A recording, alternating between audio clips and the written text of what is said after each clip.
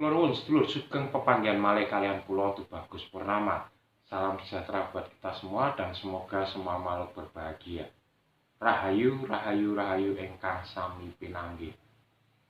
Sedulur, dalam video kali ini saya ingin menjelaskan bahwa Jawa atau Nusantara akan membawa kembali kejayaan masa lalunya. Dan Nusantara akan menjadi mercusuar dunia kembali berdasarkan ramalan-ramalan dalam bahasa Arab dan bahasa Ibrani, juga dalam kitab agama Hindu di India. Monggo kita simak videonya.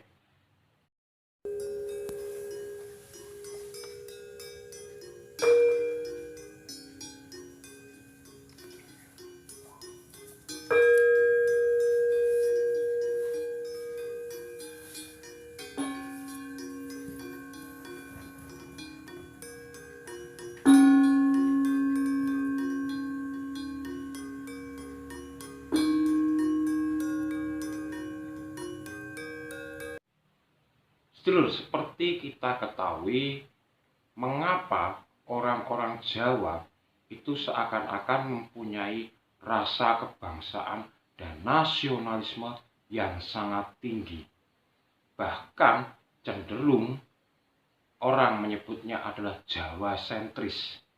Ego seorang Jawa itu mempertahankan kejawaannya dan mempertahankan kebangsaannya.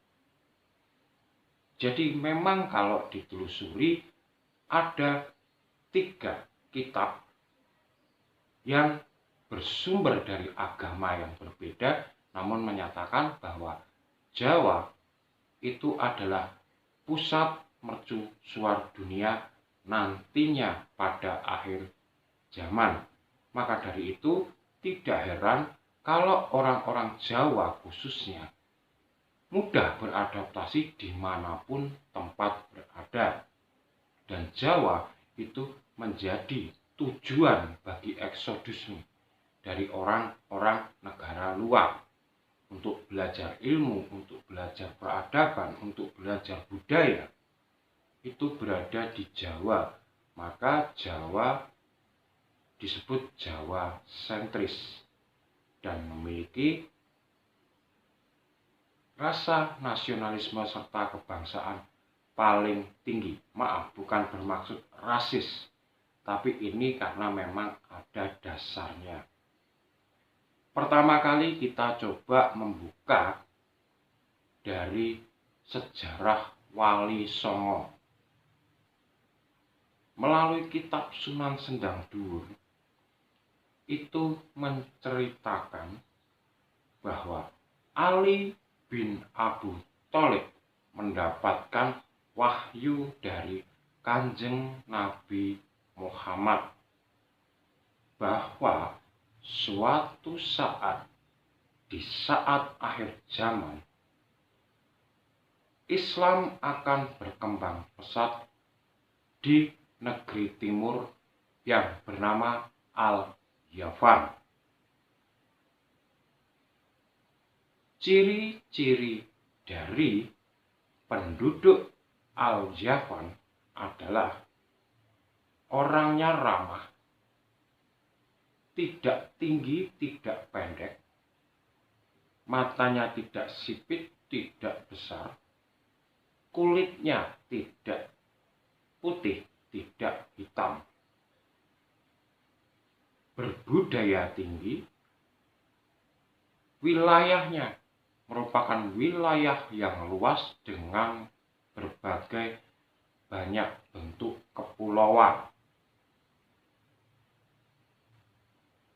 Nah, di sini 40 orang para wali berkumpul di Turki Utsmani. Lalu mereka berusaha menjabarkan wilayah mana ini. Lalu kemudian dari ke-40 wali itu diutuslah wali pertama kali ke Indonesia atau Nusantara. Di saat itu, Nusantara sudah ada 7 kerajaan besar. Maka Sunan Ampel Denta mengabarkan kepada pihak para wali yang berada di Turki Utsmani bahwa sepertinya inilah tempat yang dimaksud oleh Ali bin Abi Thalib ketika mendapatkan wahyu dari Kanjeng Nabi Muhammad SAW. Nah, tapi perbedaannya adalah Sunan Ampel pada saat itu memandang Jawa itu bukan hanya Pulau Jawa, melainkan termasuk Pulau Sumatera, Kalimantan, Semenanjung Malaysia, juga Sulawesi, dan Papua. Nah, jadi yang disebut Al-Javan itu adalah meliputi Nusantara, wilayah dari Majapahit. Banyak para ilmuwan berpersepsi bahwa Al-Javan adalah Jepang atau Japan. Tetapi kalau melihat ciri-ciri yang ditampilkan tadi, Jepang tidak memenuhi syarat. Seperti yang dikatakan Kanjeng Nabi, yang memenuhi syarat adalah Nusantara atau Jawa atau Zawan. Nah, pada saat itu memang terjadi karena ketika kita dijajah oleh Belanda, ada seorang Belanda yang menyatakan bahwa di Nusantara ini ada daerah yang bernama Japan. Japan itu adalah Jawa juga, tapi karena pengucapan mereka berbeda menjadi Japan. Maka dari itu para wali menyatakan bahwa Nusantara inilah nanti yang akan menjadi mercusuar dunia kembali di saat akhir zaman.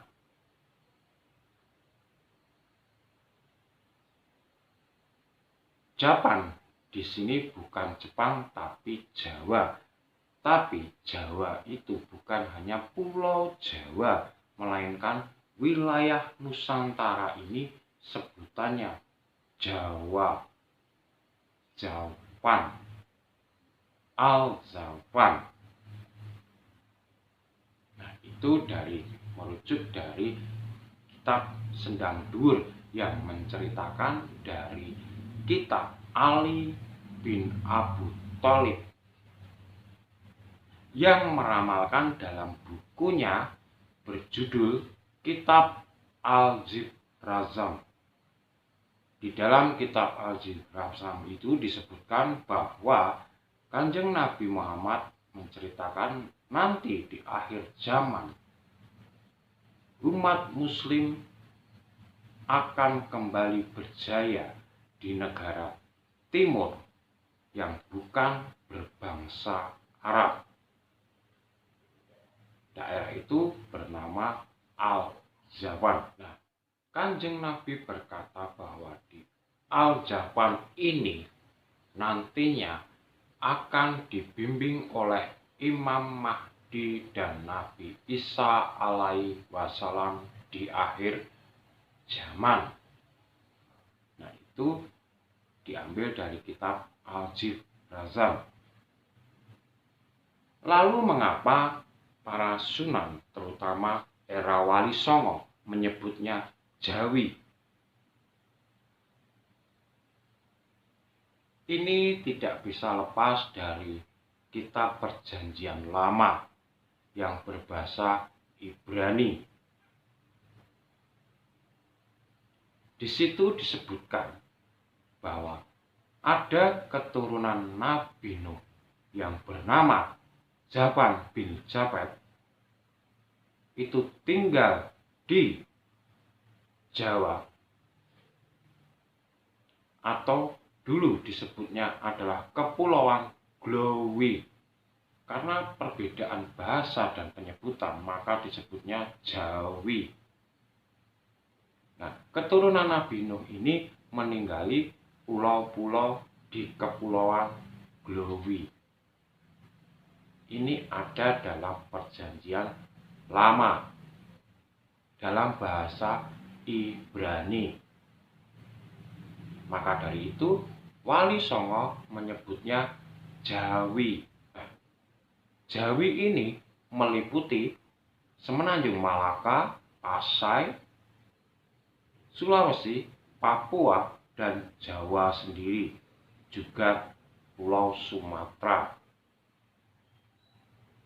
Nah, itu berdasarkan dua kitab. Kemudian kalau kita membaca dari kitab agama Hindu di India, yaitu Veda Bhavisa Purana, menyebutkan bahwa pada zaman Kali Yuga akan ada sebuah negeri yang menjadi pusat peradaban dunia atau nomor satu di dunia, yang disebutkan adalah Jawana. Mereka akan menguasai dunia. Jawana yang dimaksud ini adalah Jawa. Seperti halnya Jawa ini luasnya melingkupi Nusantara. Di sana ada 7 kerajaan besar. Nah, kalau mengacu pada tulisan ini, memang pada saat Hindu masuk ke Indonesia atau Nusantara, pada saat itu sudah ada 7 kerajaan besar. Maka dari itu semuanya mengacu bahwa Al-Javanah itu adalah Nusantara. Nah, dari ketiga kitab ini kita bisa meyakinkan diri kita bahwa Nusantara pada akhir zaman akan menjadi mercusuar dunia kembali. Nah, disinilah mengapa saya tadi menyebutkan bahwa Jawa itu mempunyai rasa kebangsaan yang tinggi, bahkan bisa disebut Jawa sentris. Karena dulu Kepulauan Nusantara ini disebut Jawa. Jawa bukan hanya Pulau Jawa, melainkan seluruh Kepulauan Nusantara ini disebut Jawa, Jawi, atau Jawan. Nah, disinilah sedulur, Satrio Piningit sudah membaca itu. Maka dari itu Satrio Piningit bertekad untuk menumbuhkan kembali budaya-budaya dan peradaban leluhurnya di era gempuran peradaban-peradaban dari luar negeri yang mencoba menggoyang Nusantara ini. Tetapi Satrio Piningit dan pasukannya tidak akan tinggal diam. Sehingga Satrio Piningit nantinya akan mewujudkan kembali Nusantara menjadi mercusuar dunia, dan semua orang berbondong-bondong ke Nusantara untuk menimba ilmu, untuk menimba budaya, untuk mengasah keterampilannya, karena hanya Nusantara lah nanti yang akan berjaya dan menguasai dunia.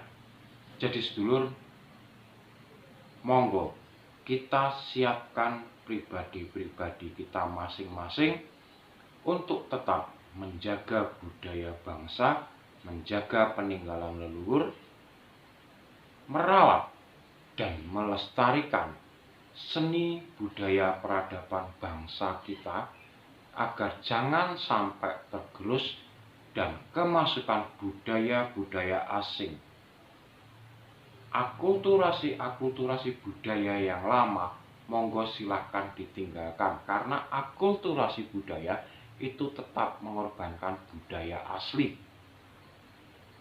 Padahal di sisi lain, mereka, negara-negara yang menjajah Indonesia dengan budaya itu, mereka tidak punya budaya, bahkan sedang mencari budayanya apa. Kita sendiri yang tinggal mengolah dan melestarikan harusnya lebih bangga dengan budaya leluhur kita. Dan kita sendiri harusnya lebih menjaga dan merawat budaya leluhur kita. Jangan sampai kita seperti kacang lupa kulit.